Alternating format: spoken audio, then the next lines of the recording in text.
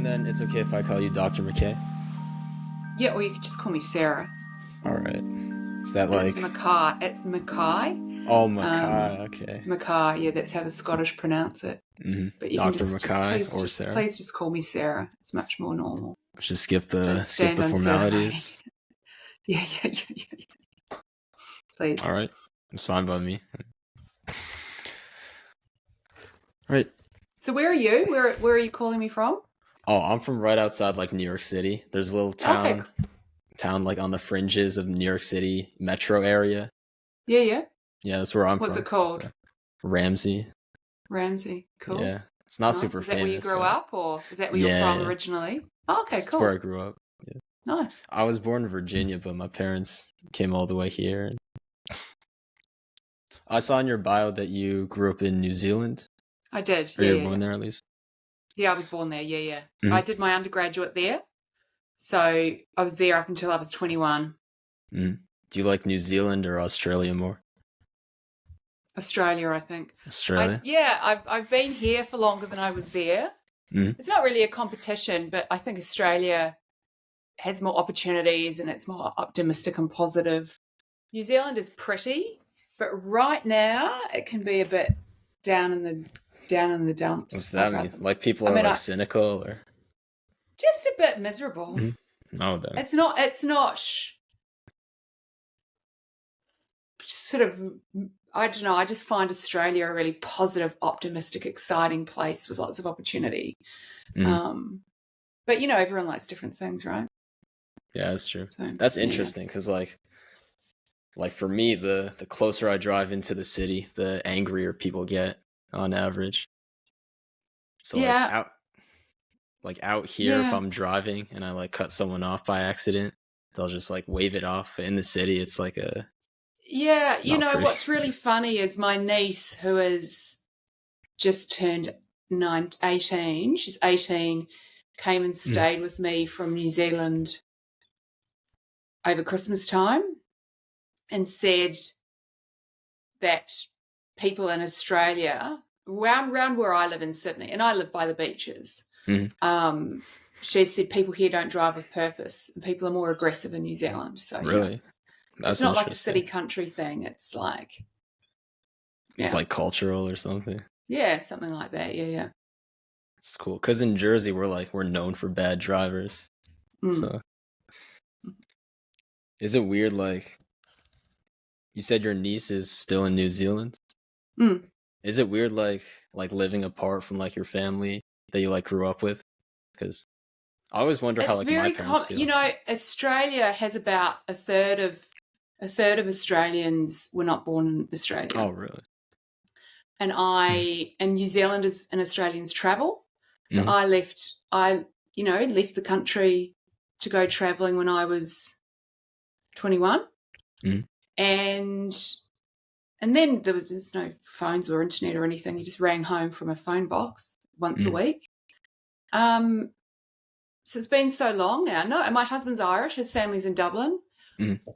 And we live here. It's just kind of how it is. It's not weird. It's just my normal. It's been like that for more of my life than, I left home when I was 18 to go to uni. So you just like get used to it. How it is. Yeah, it's not weird. It's just life.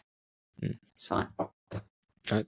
So my first question is, what got you into research? And I also saw that at some point in your career, you kind of left the laboratory and went into more of a science communications job. So what got you initially into research, and then why did you eventually decide to leave it and pursue something else? Yeah. So 2 good questions. Well, I met and discovered neuroscience, not necessarily just the research aspect of it, but just neuroscience as a discipline in a first-year psychology lecture in 1993.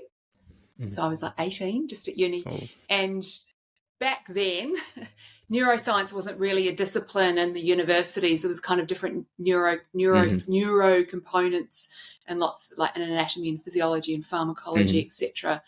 And so it wasn't, I didn't even know it was a thing. And in the psychology 101 lecture, they were talking about synapses and neurons, and I'd never come across them because they didn't teach us that at high school in the early 90s growing up in New Zealand. And I just thought, get out, this is so cool. I thought it was just such a cool, I just was like, neurons are cool. And then we were also told, and I've got the book here, I think every Gen X neuroscientist was inspired by this book by Oliver Sacks, The Man Who Mistook His Wife for a Hat. That's not cool. And I was just like, this is cool, because there was no, there was no internet then. It's like such a different time. And I remember reading this book and it was just so cool and so interesting. So I changed universities, actually. I was in my hometown of Christchurch, and I moved to another university about 4 hours away, Otago University, to study neuroscience, because they'd just put this degree discipline together that year in 93. And so I moved there in 94. So I was really this first cohort of graduates with a neuroscience degree in New Zealand. And I'm still in touch with some of those people I went through my degree with. And I, what was that, 30, that was 93, so 31 years ago, I still think neuroscience I'm still like, synapses are so cool. So I still have that same, love of learning about all things neuro, because there's a lot to learn, right? And so then I just kind of followed along. I thought, well, I'm going to be an academic neuroscientist. And then I was very fortunate when I went travelling to the UK, which is what every Kiwi and Aussie does, because we're so far away from the rest of the world. And back then you could get a working holiday visa. So I was just working in a pub in Edinburgh in Scotland, and then just started applying for PhD programs. And, luck was on my side, good fortune, good luck, and perhaps a little bit of preparation. And I ended up with a scholarship to Oxford. So I did my master's and a PhD there in neuroscience, and absolutely I love the research lab. I love bench work. I was doing single cell electrophysiology, looking at development of the visual system. But I think while I was there, I started to become, I was always, back in the day, and I sound like this really old lady whenever I say this, but, the Journal of Neuroscience and Nature and all of that would come to the library wrapped up in plastic. You had to take plastic off and then read it. And everyone would be really excited if the next Journal of Neuroscience kind of came in. And I was always really excited to read Scientific American and New Scientist, because the further along I got in my research career, the narrower my focus had to become, by virtue of the fact that that's what you've got to do to become a good scientist. But I had sort of FOMO of missing out on all of the other things that I'd learned about when I was an undergrad, and New Scientist and Scientific American gave me that. And I just became quite captivated with the idea of science communication. But I also loved bench work. So there was quite a tension there. And also this is, it was very hard to explore alternative careers in science. And there was a very strong messaging back then. I don't know whether it's the same now if you're in a PhD, that you were a failure if you left the research lab. So I kind of had a bit of a tension there. I loved the research, but also loved the comms. And there was no opportunity to combine the two then. You couldn't start a TikTok or whatever. So then I moved to Australia. I met my Irish husband at Oxford. He's an economist. We moved to Sydney just on a whim, because we thought Sydney seemed like a cool place to live in the world. We were in our mid-20s and you could do what you like back then. We still can. We just thought, Sydney, cool, let's go there. And he was working as an economist, and I did a couple of postdocs here in Sydney. And again, loved the bench research. I really like brains and microscopes, and I really enjoy the experimental bench work. I deeply miss that. But I became really frustrated with just the grant writing and the paper publishing and just the kind of the nuts and bolts of an academic career. Maybe I would have been better as just a research assistant. I just became very frustrated with working really hard and not necessarily feeling like I was getting anywhere. And I became more interested in the science communication aspect. And then just kind of got to the point where I thought, and so this has been kind of a 5 or 6 years sort of tussle in me, thinking, but if I leave academia, I can never go back. And if I leave, I'm not a neuroscientist anymore. And I've been a neuroscientist since I left school. And that's always been what I loved the most. And I thought, well, I don't want to leave. I can't be both. And that was a real tussle. And then one day I just thought, I'll give it a crack. And I typed into one of by then the internet existed. in 2006, typed into one of those job search engines, science writer. And all of these jobs came up in Sydney. And I was like, get out. There's like so many jobs like for science communicators with PhDs. So I thought, well, maybe I'll just take the leap. And it just got to the point where I thought maybe I'll just try something new. And perhaps more relevant to the women listening, I was also about to start a family. So I was married to my Irish economist from Oxford, and we decided we wanted kids. And I thought, well, like things are going to change anyway. Once you're pregnant and you're going to have babies, things are going to change. So why not just sort of take a step in the career and into a different path as well? Kids are going to change my life more than anything. I might as well see what other career options are out there for scientists. So that was really kind of how it all happened. So, it was like the first half of my life, was as the academic research scientist. And then, I got pregnant. My oldest son was born in 2008. He's nearly 16. And sort of my step out of science coincided with him being born, and then Parenthood and being a science communicator. And luckily, everyone else became super interested in neuroscience. And so there's this sort of thirst in the public that's just growing and growing and growing and growing. And, I just kind of followed that career path ever since, and running my own business is, it's kind of like being a student, except you get paid, because you can, this flexibility and there's choice, and I can kind of follow little pathways of interest. And you're constantly learning because you're constantly thinking about what other people might be interested in, how you can teach and present that to them. So I kind of, it's kind of a bit of a hybrid now, my career, between being like a lecturer, I suppose, because I teach a lot of online programs in neuroscience to adults who are super keen and want to learn. I still get to write because I write books. I still get to read academic papers. The only thing I don't get to do is the bench research, the lab work, and I miss that so much. But being able to create a career that I can fit around the rest of my life it's cool. It's cool. I love that. Do you think there's like when you're doing lab work, do you think there's a disconnect between like the grander purpose of like your science and just like the day to day? Yeah, I used to think that, because especially during my PhD, I was looking at visual system development, and I was doing single cell recordings from ferret visual cortex, and the experiments I used to start setting up at about 9 a.m, and then the experiments would kind of run until maybe the next day, maybe lunchtime the next day. So at 3 a.m, you're poking around trying to find a cell, and you're tired.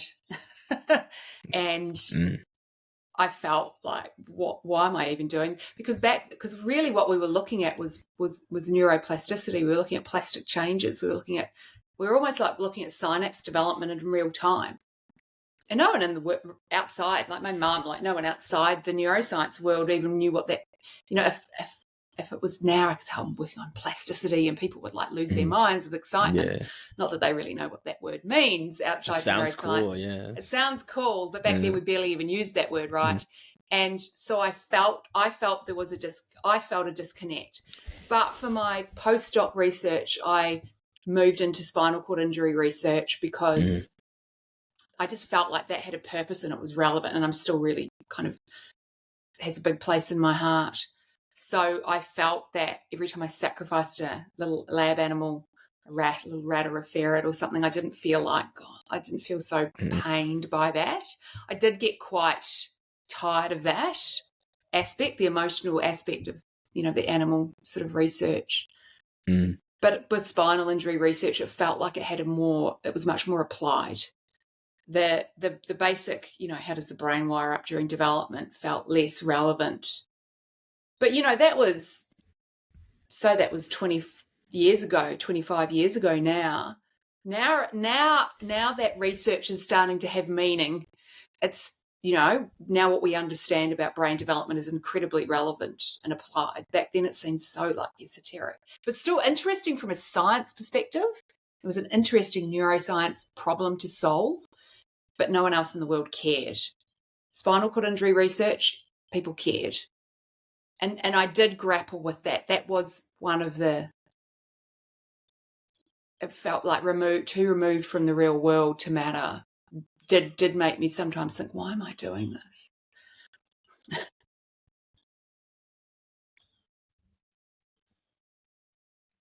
So it's like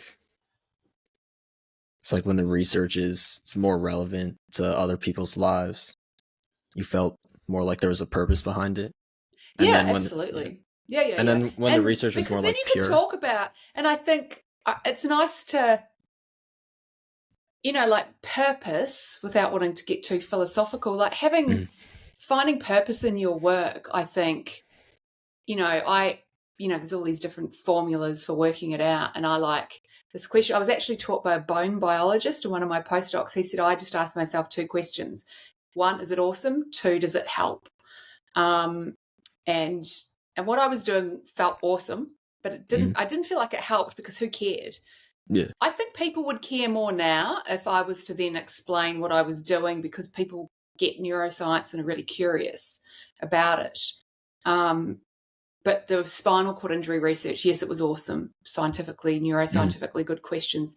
2, did it help? Absolutely, it did. And I think and it's not about other people caring about what you do every day at work, but it's about feeling like what you're doing is contributing to not making the world a better place, but just if I talk about it and other people want to engage and interact, that's like the absolute joy of the work I do now is I get to talk about neuroscience, particularly because a lot of the people I teach in my programs are therapists or psychologists or coaches or teachers, educators.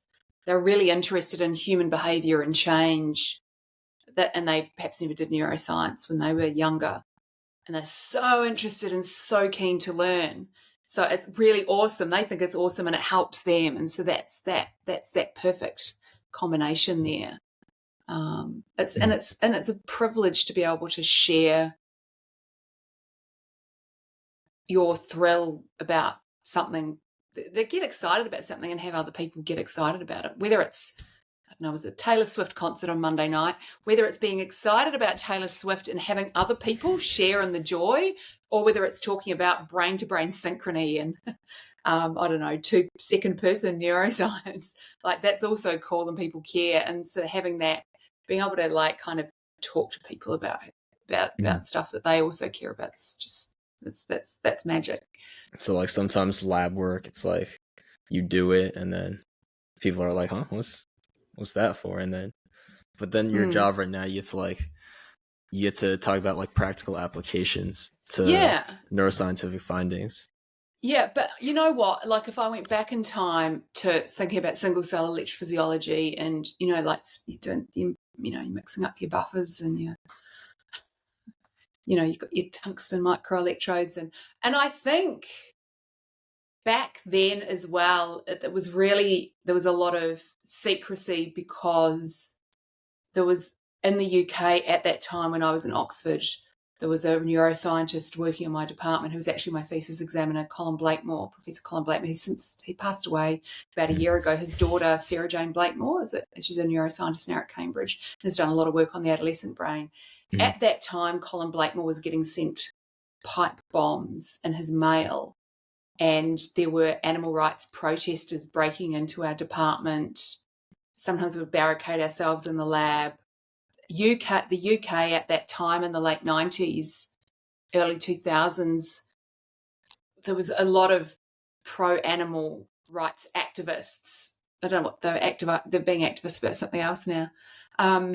And so it was almost it was dangerous to talk about your research because if someone's getting a pipe bomb mailed to them in your department and it's actually insane and you are working on the same topic.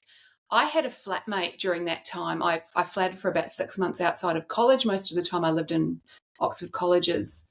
But I flatted and she didn't know what I did. I told her I worked in I said I worked in computational modeling because there was MATLAB. We use MATLAB. Do you use MATLAB? Yeah. MATLAB in I've the heard lab? of it, yeah. Yeah, and I just said, we can compute. And she just thought, oh, God, she's just so crazy smart. I can't even ask her any more questions. So I had to lie about what work I did. Mm. What if you told her what you actually did? Well, I wouldn't have. You wouldn't have? I wouldn't have, because, she had a lot of friends who were in that world, of the animal rights activism world. And it was dangerous and scary, so you didn't talk about it. It seems wild now. I mean, you wouldn't have been doing TikToks about, like, if there was that climate then, you wouldn't have been messaging, sending feeds out from your lab what you were doing. I mean, I don't think most scientists still do that. Like, most people don't know about the animal research. Mm-hmm. They don't really know what goes on, even though, it's ethical and we try our best to, do it in the right way. So it was a different time, Mm. What do you think happened to, like, all the animal rights movements? I don't know. They probably moved on to climate change or something. Yeah, they just faded out. Which they should have, which is good. I think there's probably still, in different countries have their different little subcultures of activism, right? Mm-hmm. Yeah. And I think they're probably still there, but I think now, they maybe moved their focus onto the beauty industry instead of, medical research. What do you think about the ethics of, like, animals when it comes to scientific research? Well, I think that this is the thing. I started to get quite burned out sacrificing animals, but then I'm not vegetarian. I still eat meat. Yeah. So you've always got that cognitive dissonance. I think you've got to go through ethics committees, and you've got to, you've got to make sure what you're doing for a really good reason and purpose. And it felt at the time harder to justify the basic, let's look at brain development versus let's look at spinal cord injury. Spinal cord injury research felt justified. Mm. My PhD research felt less justified, but I think now you can see what we understand now about experience-dependent development. Experience-dependent brain development was what I was studying, but we didn't know about that then. And so now that's critical periods and sensitive periods of development, and understanding, that early, the importance of early childhood enrichment. That's all relevant now. But at the time I couldn't see that. It was harder to like with spinal cord injury, you could like justify it by like quantifying like the lives it would save. But with development, well, yeah, and it was directly relevant to human health and suffering, and like a spinal cord injury is so devastating, and so often it'll be, a young guy. There's a kid in our kind of local area now. He's just a year older than one of my boys, and he had a mountain bike accident, and he's got a spinal injury, and he's in a wheelchair, and he's got the most amazing attitude, and he does loads of social media and stuff. But I just think, it's so devastating, that kind of injury. And we still really, we're not that, we're kind of moving along, but it's such a slow process to help these people. But what I was doing was so directly relevant, because I was looking at the immune response, the inflammatory response, long-term after spinal injury, and looking at all of the kind of the macrophages and T cells infiltrating into the dorsal root ganglia, like below a spinal injury, and how that caused things like autonomic dysreflexia and kind of long-term inflammation, and, kind of the long-term consequences of spinal injury as a direct, you've got the direct insult, but then the long-term inflammatory response, what does that kind of do? And it was so fascinating. And so I miss that.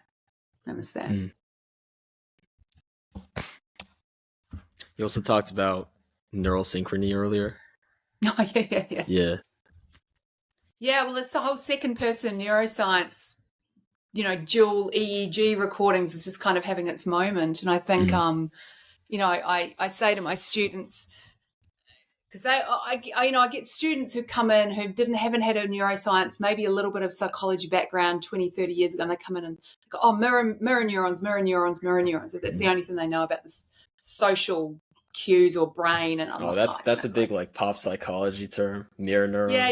Everyone knows it's what they are now. And I'm like, that's not where we're at. And you've kind of got to, and what I get is a lot of people coming in with a lot of myths. They're all talking about learning styles, or they're talking about creative right brain, analytical left, or lizard brains styles, or triune brains, all of the stuff, that you don't want to spend too much time unpacking myths, because it gets a bit arrogant and narky. You don't want to say, or they talk about the reticular activating system as being all about manifestation, and and goal setting, and how people do things like vision boards. I'm not into that kind of vision board. I've never heard of that. Vision boards, like now you'd have Pinterest. Like say you've got this goal in mind, you cut little magazine pictures out, and you have this like vision board of like your future goal. And they think, and then somehow the reticular activating system, which basically switches you from like deep sleep to awake, and if it's damaged, you're unconscious kind of thing. That somehow has got to do with visualization and manifestation, and if you think it will come to you. So I get a lot of people coming in with these kind of crazy neuroscience words that are just myths. Brain-to-brain synchrony. So they come in with I was going, where did this come from? Mirror neurons. So I kind of have to unpack that a little bit. But that was a really big thing, like back in the early 2000s, I think. Brain-to-brain synchrony. So when I was writing my second book, which is on pregnancy and motherhood, I wrote a whole chapter on kind of the neurobiology of attachment and parent-infant dyads, and this research that's being done doing kind of dual EEG recording as a way of kind of looking at how mothers might regulate babies. And, if you've got two people and you record from their brains at the same time, when they're actually interacting together, what do you see? And you kind of see, EEG, you'll see sort of neural synchrony when there's trust or rapport, and then when there's a screen perhaps between two people, or there's fear, or there's a stranger, like you don't see that same physiological synchrony. And I think that I say to my students, for a long time we've studied the social brain and isolated captivity. Someone's like lying in an fMRI machine, not moving, all alone, looking at photos or listening to sounds of people talking or whatever. And a lot of our understanding of the social brain function has come from that kind of level of analysis. And I think the dual EEG gives people the means to look at people interacting in real life and what happens when two brains kind of come together. I mean, think that, we'll probably in 10, 15 years back look at that and go, oh God, that was so primitive, because that's what you always do. But a lot of the people that come to learn neuroscience from me that's kind of at the heart of what they do, is building trust and rapport and the therapeutic relationship, or they're educating someone and they need to build a relationship with a person. And so they're interested in what goes on underneath. And often what we say is, you might have a really experienced psychologist come and do one of my courses who's perhaps been working in adolescent, mental health for 30 years. They are absolutely an expert in what they do. I'm not teaching them something that's going to change their practice, but often what they learn when they understand a little bit of the neurobiology is that it kind of enables them to lean in a little bit more to what they're doing. I'm not shifting their practice. They're just going, that reinforces what I'm doing, because I understand the biology underlying that practice. And so that's kind of the brain-to-brain synchrony. They really enjoy that, learning about what happens when two people come together inside those two people's brains. Does it happen in relationships other than mother-child? Yeah. I mean, there's the kind of, it's kind of wild. I think labs that are looking at that, they've looked at. I mean, you can look at kind of collective synchrony without doing brain EEGs or whatever. You can look at groups of people who perhaps have never met before. You get them all together and they learn how to march together, and then they'll be more cooperative than if they were just mingling around. So if you encourage biological group movement, I mean, that's what the military's done for millennia. They've got soldiers to march because that makes people feel collective and part of an in-group.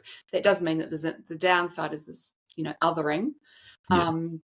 But yeah, I mean, there's all kinds of experiments looking at people playing musical instruments together, people with high marital satisfaction versus low marital satisfaction. Do they have like more brainwave matching or something? Yeah. So there was a paper that came out. I haven't read it in detail, so don't quote me on this. Yeah. I just kind of said it in my little file, looking at people who had high marital satisfaction, who were then looking at a movie of couples interacting or something. The people who were reported a happy marriage, their brains both reacted to the movie in more similar ways than the couples who reported an unhappy marriage. Their brains didn't react to the movie in a similar way. So it wasn't even about the two people interacting with each other. It was more that their brains responded similarly to something that they were paying attention to, something else out there that they were paying attention to.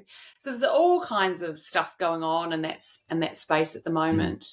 Looking at you can bring people into synchrony by getting them to solve a problem together, or maybe do a little finger tapping game together, or shared attention.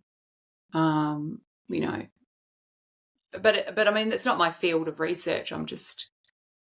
It's just a hot topic in social brain and people who are interested in therapeutic relationships and things like that. It's definitely something people it's fun to learn about. It's fun to learn about. It's relevant and it's useful because then you can say, hey, you're running a workshop. A colleague of mine told me a story the other day. She'd learned a little bit about this brain-to-brain synchrony stuff and had intentionally was running a corporate workshop, really unhappy team, went, the vibe here is terrible with this group. How are we going to be able to work together? So she thought, I might do some kind of activity, like a shared activity, problem-solving, creative kind of activity where I get people to work together. And so she's got people in pairs and gave them pen and paper and said they had to go away and find as many things as in common with each other as possible and write them all down. So it's kind of creative, it's kind of problem solving. It gets people in pairs working together on a task. And then they all came back and she said the vibe in the room just lifted because people had had a chance to connect and solve a problem together. So I guess you were kind of creating rapport between peers, and then that just kind of filtered out to the group as a whole. And then that meant that they could kind of carry on with their workshop in a much more kind of positive emotional frame of mind. So it's like an icebreaker, but instead of like it was basically it's an icebreaker, but she was intentional about how she designed the icebreaker, thinking I need a shared task that involves problem solving with a bit of creativity, because I've looked at the systematic review and meta-analysis of interbrain synchrony, and they said that these are the tasks which create more brain synchrony than others.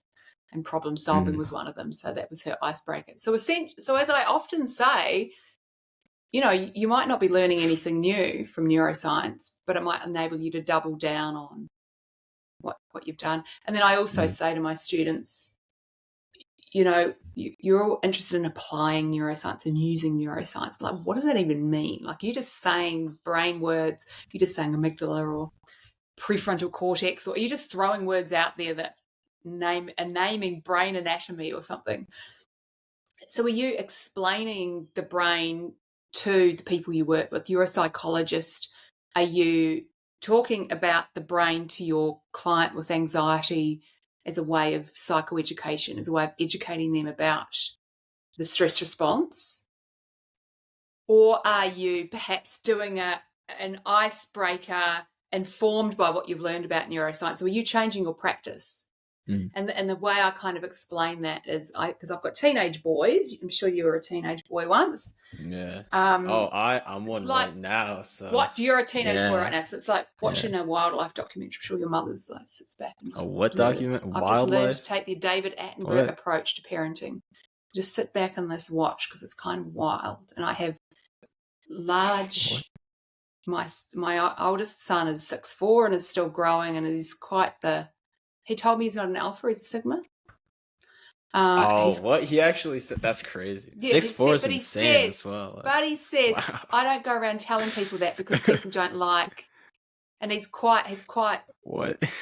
Thinks he's quite the man. And the other one's 14. He's kind of coming up behind. So they're large and they're massive, big blonde hair. He's kind of like. Thinks he's Samson or something. He won't cut his hair. How tall is the 14-year-old? He's 6'1" now. That's insane. Yeah, they're still growing. Are you like tall? But I'm really tall and my family's all tall. My husband's tall. So they're always going to be big, but the oldest one is, But I don't tell people. He says people don't like to know about the size of your ego. He says I just kind of keep it on the down low. He's quite smart as well. He's accelerated through school and stuff. Anyway. So it's kind of watching that, there's like testosterone dripping off the ceiling in our house. Yeah. We've even got a boy puppy. And so my kind of approach to parenting as a middle-aged lady who is not, kind of who they think is very cool is so Harry rings me, my oldest, like I always said, no matter where you are, no matter when, where, what time, and he goes out to parties and so I will pick you up. No questions asked. You need a ride home. You call me, I will always be there no matter what. So he rings me from the school bus. He's like, I'm really tired. Can you come and get me from the bus? I don't want to walk home from the bus stop, which is about 500 metres away. And I'm like, well, I promised I would.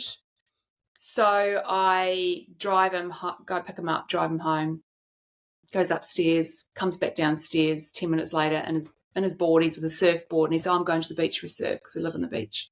So I'm going to the beach for a surf with my mates. And I'm like, oh, do you need a ride because you're tired? And he's like, no, I'm fine. I'll go on my bike, Mum. And off he goes. And so, like, what I understand about the teenage brain is the what motivates you and gives you energy is what motivates you. So what you want to move towards or away from. And what's happening in the adolescent brain is this tribal belonging and wanting to hang out with your mates, and of course that's completely normal and healthy, and it's completely developmentally normal for him to be tired after school but be energized by the thought of going for a surf with his mates 10 minutes later. And I don't think, and instead of me going, well, he's being selfish and self-centered and I just step back and go, well, he is behaving in a completely developmentally normal and appropriate way. So I use neuroscience to inform my parenting. Now, I need to tell him? I wish my mom was a neuroscientist now. Do I say to him, the way you are behaving is because of your social brain, and the way you are behaving right now is completely developmentally normal, darling? Because if I told him that, his response would be completely developmentally normal. And he doesn't want to know about his teenage brain being and his behaviour being developmentally appropriate from his mum, who's a neuroscientist. So I change my parenting style, but I don't share the neuroscience information with him. I just let him go, and I just kind of, as I say, it's the David Attenborough style approach to parenting. You just observe. I'm dying of heat here. It's nearly 40 degrees in Sydney today, which is Celsius, Fahrenheit. Yeah, I don't know. 20 or something. I gotta convert that. Is it true that you guys don't get snow? 115 or something. Oh, that's insane. Do you guys not get snow at all? No, they get snow in the mountains here. Oh yeah. Not in Sydney. I mean, it wouldn't snow, and I live by the beach, so I can see the ocean out the window. Unfortunately, I've got my blinds down because the sun's coming in because I face east, and so I'm not getting the air. So I'm starting to, the heat's starting to rise today. Is it true that Australians they have Christmas barbecues? Yeah, well, I mean, it's the middle of summer. That's oh man, yeah. That's crazy. My family, we always go. We always have a swim and stuff. I mean, we go to the beach all the time. We live, we sail and we swim and we surf and stuff. So, my family always has traditionally had pancakes for breakfast and sit outside 'cause it's hot, mangoes and pancakes and berries and whatnot. And then we will always then like go down to the beach, hang out and whatever. It's one day of the year when both my teenage sons will hang out with me. They might not want to, but they do. And then later in the day, then we often have, because my dad was with us this year and he doesn't eat red meat, so we have like fish on the barbecue. And we had a work Christmas party here for my husband, and the kids are all in the pool and no snow. No snow. Do you guys still like? My husband's Irish, and I was educated in the UK, so I've had plenty of snowy winter Christmases and things as well. Do you guys and then we flew to Europe on the 28th of December, and we were in Ireland for New Year, and then went skiing in France. So we're kind of well able to mix it up. It's not too crazy when you live globally. The seasons, you just kind of make the most of where you are. It's good times. Do you guys have like Christmas carols in Australia? Yeah. Oh, yeah. No, I was thinking people paint fake snow on the window. You can get like the snow paint, and you paint it on the window. Because they can't have the real thing. That's tragic. Yeah, you have we have real Christmas trees with Christmas decorations and Christmas carols But do the kids everything except it just happens to be the summer? Do they sing about like Frosty the Snowman or something? But there's also some Aussie Christmas carols and some Kiwi Christmas carols, which are more related. And like say you want some family Christmas photos with Santa, they always have them set up at the beach. So you might be like surfing Santa, and you'll be on the beach with your surfing family. Santa. Why? Surfing Santa. It's like Australian Santa. It's like a surfer guy. Surfer. Yeah. It's pretty cool. Around where we are, because we're in a beach suburb and it's all surfers and stuff. My boys surf all the time. They surf with school. They have the best life, those boys. That sounds amazing.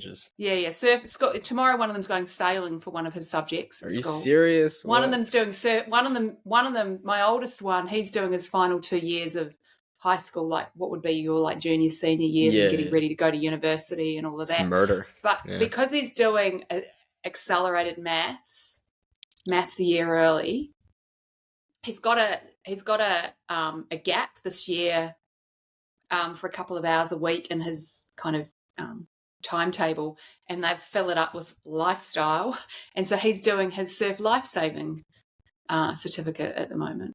Oh, that's cool. As part of his curriculum. So basically learning to be a surf lifesaver. So he'll just get off school and they'll just go surfing immediately. It's with school. They'll go with a teacher and they'll go down to the beach because their school is right by the beach. Are you serious? Yeah, they go to the beach and they're doing surf lifesaving. Yeah. Man, I wish I lived there. It's kind of wild, I guess, to hear about that stuff when you're not nearest beach up here is 3 hours away. It's 2 hours. Well, they can walk to the beach from their school. So that's insane. Yeah. That's cool. It's it's pretty cool. So that's why I like Sydney. All right. We went on a little bit of a tangent, but yeah, we did. I'll segue back a little bit now. This is going to be a totally weird topic switch, but I saw that you interviewed a biohacker guy. And I don't remember. I don't know how long ago this was. Yeah, and I remember there's this one clip where you walk into his house and he has a shelf full of pills. Oh yeah. That was funny.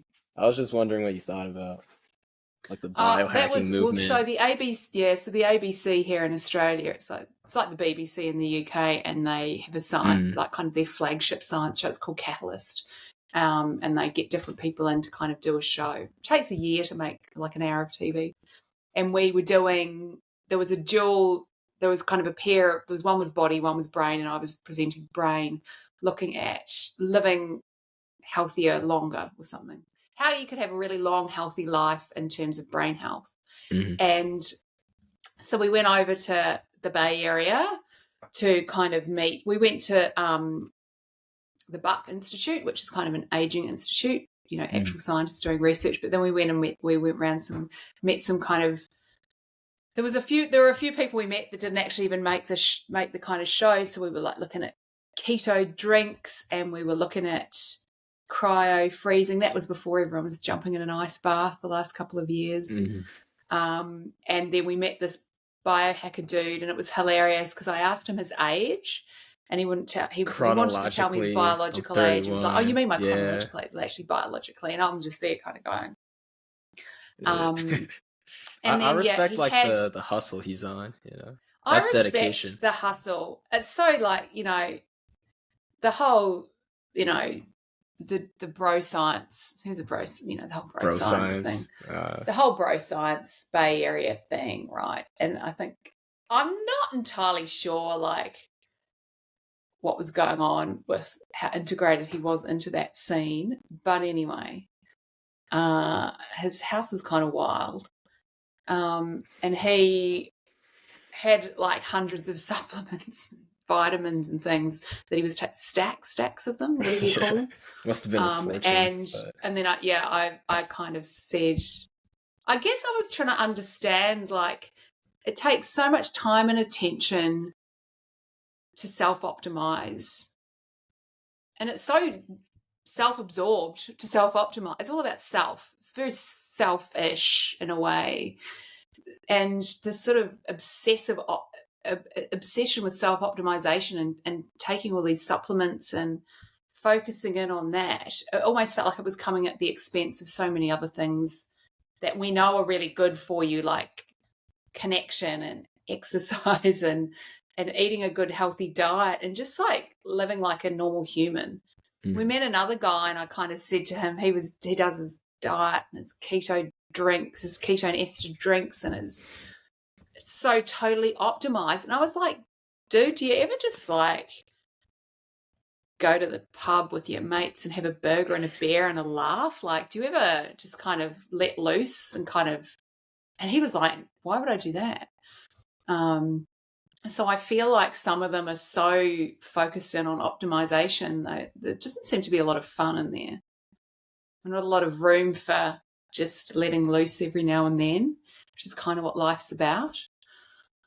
So that was, I mean, it was fun and funny doing that series. And then we came back here and we went, and like, great, like, optimize yourself when you're a 25-year-old young white wealthy male living in the US. You're already optimized, right? We then came back to Australia and we were looking at people in aged care and what we can do to kind of promote brain health by getting them to interact socially and reduce their stress levels. And so we kind of had an in nursing home choir, because people who are in their 80s and 90s in a nursing home aren't going to be taking stacks of vitamins and trying to self-optimize and biohack their way. They need something different and accessible and relevant to them that doesn't cost a fortune. So we were just trying to be a bit more realistic about brain health. I sometimes think the bro science dudes, they're so busy thinking about themselves, they forget that there's a lot of people out there that aren't like them. So, do you think it's going to be like, do you think there's any kind of future development for like have you seen like Brian Johnson? Oh, that dude is trying to live forever. Yeah. And he's like as healthy as like his son or something. I get that. I kind of get that. And like, I kind of respect people who are really like obsessed with something like that and ways doing that. But I think it has to be, it's pointless if it's not accessible for everyone. If optimization is only accessible for the pinnacle of society anyway, the wealthiest, most privileged, what about everyone else? Those people are already living longer, healthier lives. I think if it contributes something that then becomes accessible and usable for all, it's worthwhile. But I also kind of, roll my eyes a bit at the self-absorption of it all. It's like, no mum could carry on like that because we've got too many other things going on in our lives. It's a very kind of white privileged male obsession. And so that's quite easy to roll your eyes at, you know. It's like, you do you, boo, but, you know, the rest of us will just carry on in the background having a bit more fun than what you are. I would rather just wander down to the beach and have a swim, you know. I think that that's more optimal than injecting my teenage son's blood or whatever he does. Yeah. I feel like there are some pieces of advice they have that are very useful, and then a lot of it, like the pills, it's probably, you know. There's not really anything new under the sun. I'm writing a book at the moment, you know, the For Dummies brand of books. Got one here actually. This brand here, the For Dummies brand. Yeah. I've been contracted to write Brain Health for Dummies, which I'm now just started working on the last few weeks. And there's nothing new under the sun. Oh, that's a quote from the Bible. Yeah. Yeah, it's like it is a quote from the Bible, because it's like the things that are accessible to us all that we should all be doing. It's not about microdosing, and it's not about injecting the plasma of your children. It's, you know, it's about the diet and the exercise and the social connection. I mean, the greatest indicators, you know, the indicators for good health are, you know, kind of, we already know. And I often talk to people and say, you know, the Queen Elizabeth, she was kind of an example of someone whose life was well lived. She worked up until the end. You know, she was reasonably healthy until the very end. I mean, she was meeting the new Prime Minister of the UK the day before she died. She was super wealthy. She was born into the right postcode. She had every kind of opportunity for the best healthcare. Socioeconomically, she was in the right position. She was engaged, she was active, she was interactive, she was meeting new people. You know, she was cognitively, physically stimulated throughout her lifespan. As a woman, she had 4 children and no more, and we know that, you know, that is kind of that you know, promotes longevity and brain health. You know, that exposure to estrogen you get during a pregnancy. You know, and she worked, she didn't retire, she didn't sit around and do nothing. So, you know, the basics haven't changed in terms of how we evolved. I think we can kind of tweak around the edges, and medicine has obviously, you know, expanded our lifespans immeasurably, you know, but a lot of that's been things like childhood vaccines and improved diet. You know, a lot of the world moving out of abject poverty into kind of more sort of, you know, for want of a better word, middle class lives, which mean people then have access to better food and to education and to, you know, healthcare. And all of that's shifted the needle just enormously. I kind of feel like the other stuff is just going to kind of tweak things a little bit around the edges. I guess what we want is to live as young as possible, as long as possible. I don't think we're all going to live forever, but it would be really great for the last kind of 10, 20, 30 years of your life to be super healthy rather than super long. Health span and lifespan, if we get them to meet, I think that's what's key. You know, the supplements and stuff. I don't know. Seems like you have a different view of like optimizing life than like what people usually think of when they hear the word. People think of like health regimens. The self-optimization is self-absorption. Yeah. That's, you know, doesn't sound like it's not very light and happy. Mm-hmm. It's super like serious. The obsession with optimization is really excessive. It's not what I would do. You do you. That's the thing. But I don't think that that's the answer to. That might help. That might be good for that person, but I don't think it's applicable across a population. Is the government going to fund that?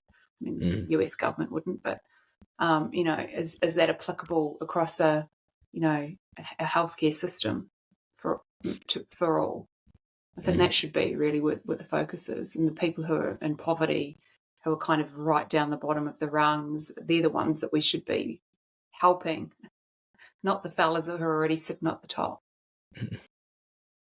I had a Canadian scientist on. He's from a different discipline. He was like exercise physiology. It's also an area with like a lot of this like optimization culture. But he was saying that like there's no point in living forever if you're miserable. And that's like stuck in the back of my mind. That like I sometimes think this focus on self-optimization means you're constantly focusing in on yourself. You become self-analytical, self-critical. You focus on how you feel is the greatest indicator of success, say. And I don't think we should always trust our feelings as being, the main needle on that dial. We can become, mental health across populations is terrible because there's so much focus on self, not on others. We're so busy looking in, we're not looking out. And what's one of the greatest indicators of, good health, whether that be in a newborn baby or a teenager or a new parent or someone in aged care, is social connection and is having good, warm, healthy, supportive relationships. That's the strongest determinant of good health. It's like a purpose that you draw from serving other people. Yeah, I mean, it's clear. What's the greatest, risk for poor mental health is social disconnection. And self-optimization doesn't promote social connection. Doesn't help any of that, yeah. No, it's the exact opposite. It's a self.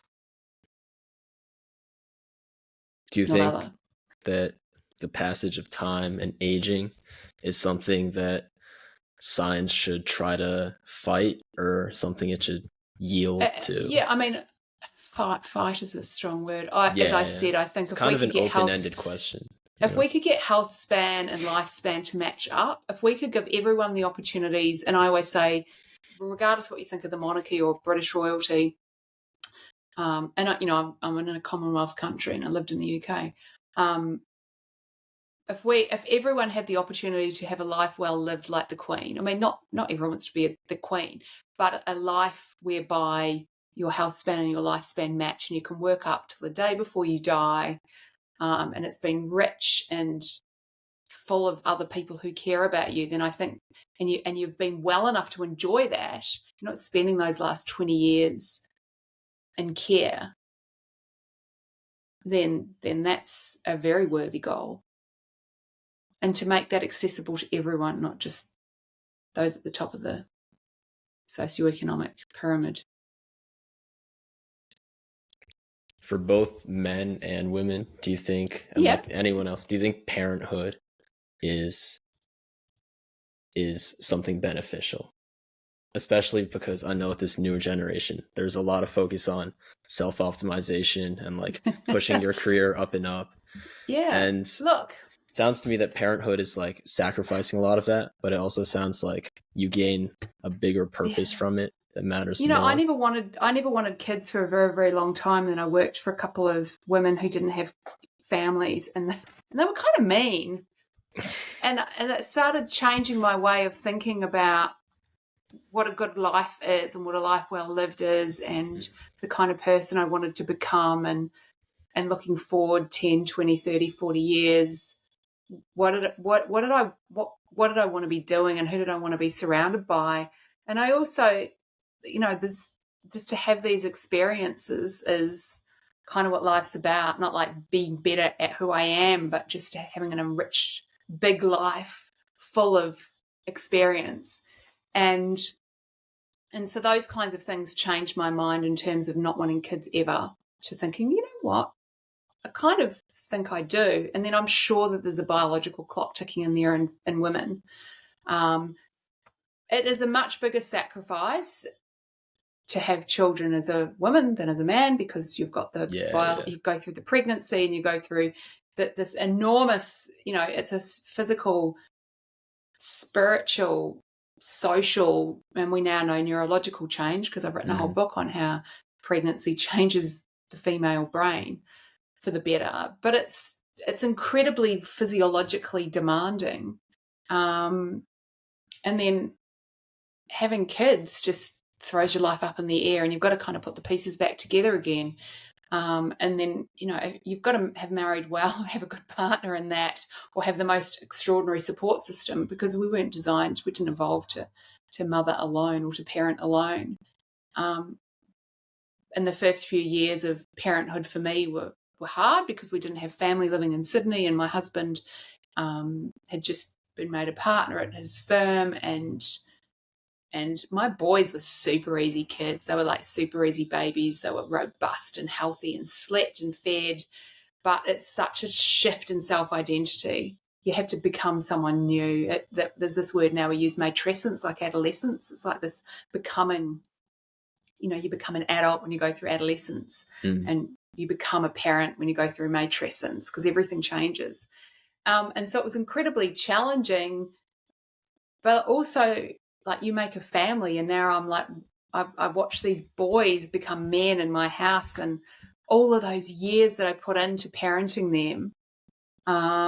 And there were some hard times when I thought the days were so long, the afternoons were so long, but those years are so short. And now my oldest son is the most fiercely independent young man. He's got 2 jobs, and he's academically so capable, and he's got such a great big circle of friends, and me and my husband are kind of like, wow, how do we create this young man who's so capable? And it's like you work so hard to raise capable, strong, independent kids, and then they turn into strong, capable, independent young adults, and that was kind of what you created. And then it's kind of wild to watch. So it's, but my husband's we've been fortunate. My husband had a great job, and that enabled me the choice to be at home with them when they were young, because for me that was incredibly important, that I was there. I didn't want to be clocking in and clocking out and picking up and dropping off. I wanted to have them to have the golden childhood I had, and to go to the beach in the afternoon, and to not be rushed, and to just, wallow around in those preschool, primary school years. And I gave them that, and I'm so proud that that's the kind of childhood I gave them. But also, I've had the opportunity to take all of my education and then build a business around that. And I have built that business as I've built my family. And I've been able to curate and craft and create this business that enables me to do what I still love, which is neuroscience and education and connecting with people, but also, go, drive the kids to sport, and when they were little, be parent help in the classroom, and, get a puppy. We lost a family dog last year. We've got a new puppy this year, like, be around to help raise the puppy. And, it's been, I can't imagine not doing it now.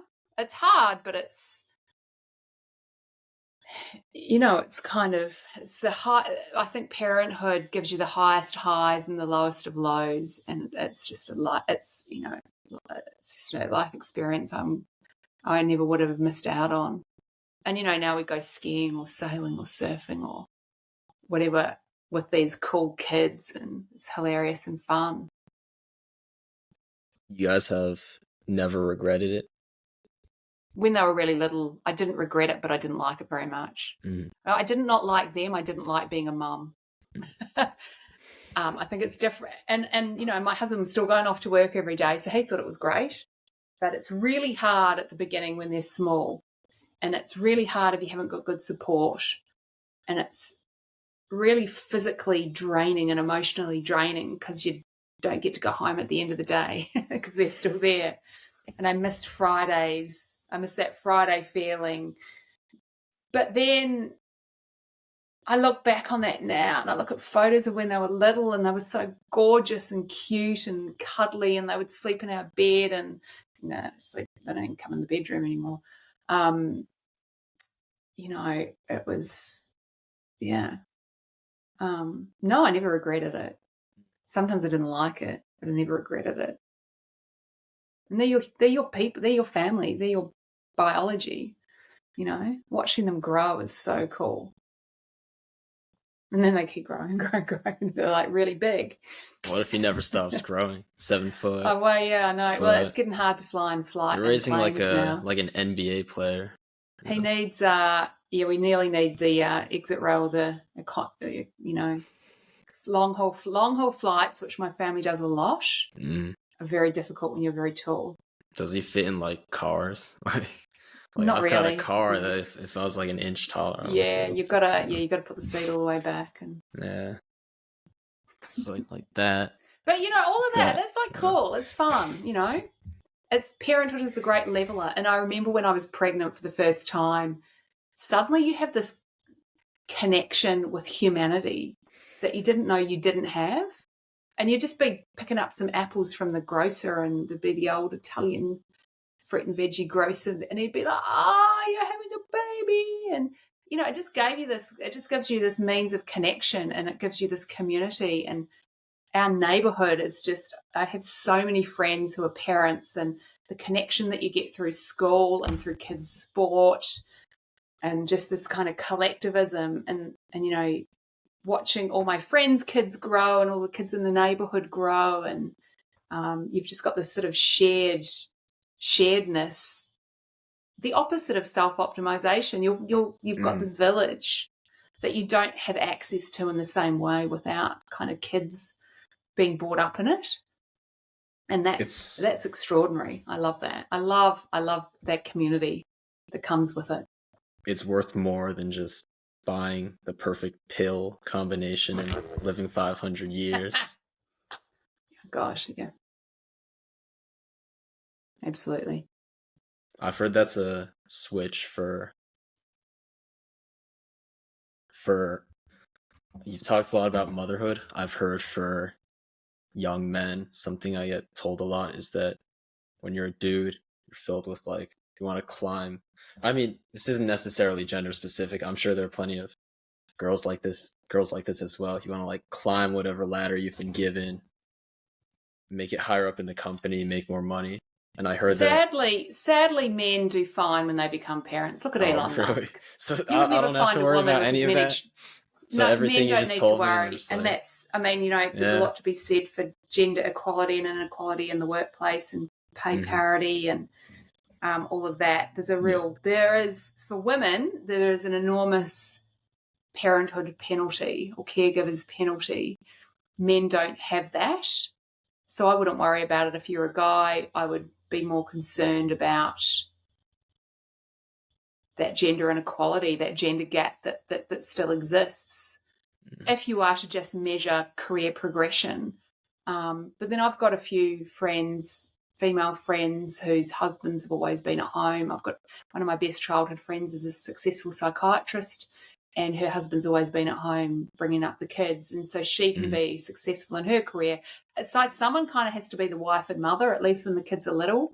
Maybe that's a nanny. Maybe that's the man. Maybe that's the woman.